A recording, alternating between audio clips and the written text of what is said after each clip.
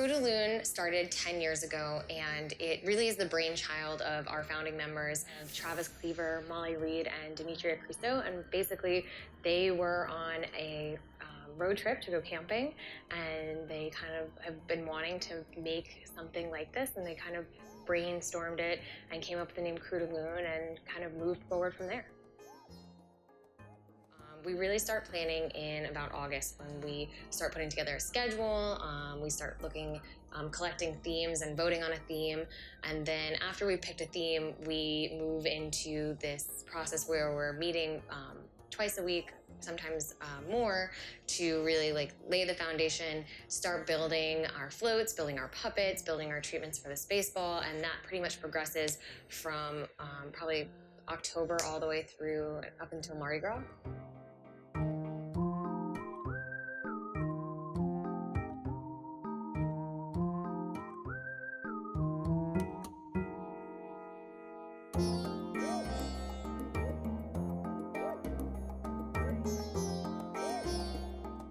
Krewe de Lune has a lot of subcommittees.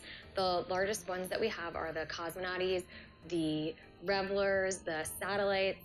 We have our design team. We have build, and each division has kind of its own thing. Like, for instance, the Revelers, they make the puppets that you see in the parades, and then we have design, who puts together the treatments for Spaceball, and the Cosmonauties are our dance team. The build team, they're really responsible for making our large scale things like our floats and our trikes, and then our satellite team is kind of, they're our protectors. There are people in the parade who are making sure the Cosmonauts are safe when they're going through the parade, and that the Revelers are safe, and that we're hydrated, and we're just really having a good time. So they're kind of our backbone.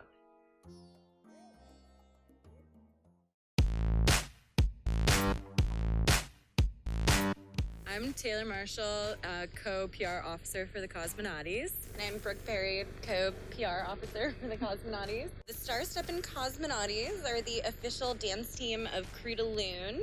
And a badass dance crew. Co-ed. Yes.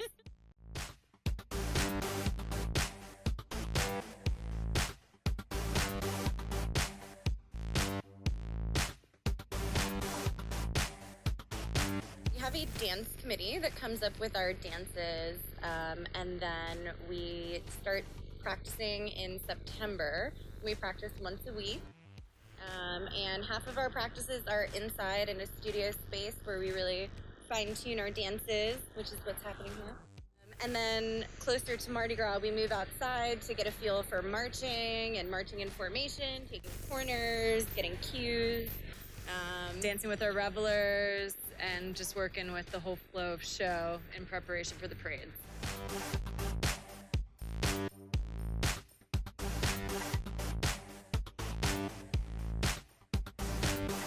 So the Space Ball is our annual party, and it actually started 10 years ago in a backyard, and now it's grown to be over 2,000 people.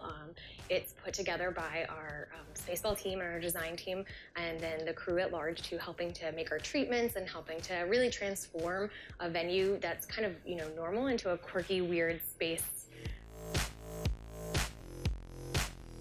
It feels like a space in Mardi Gras where people can really let their costumes run wild. We try to make it really inclusive, but also make sure that it's very weird and aesthetically amazing and beautiful. And yeah, it's just an amazing party thrown with 2,000 people.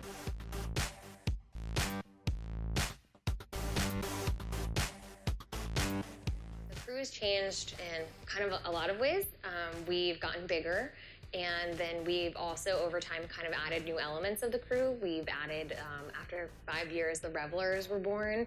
And that's, like I said, it's our puppets. And it's kind of our part of the parade that they're not the dancers, they're not the satellites, they're our Revelers. They bring all the energy. And we've also added additional volunteering requirements to really try to emphasize reaching out into the community. I think that our crew has been around for 10 years now, and that's a significant milestone. But I think we'd like to be able to kind of look back and see future generations of loons that we call crater tots really start to take over and to transform this crew into the future.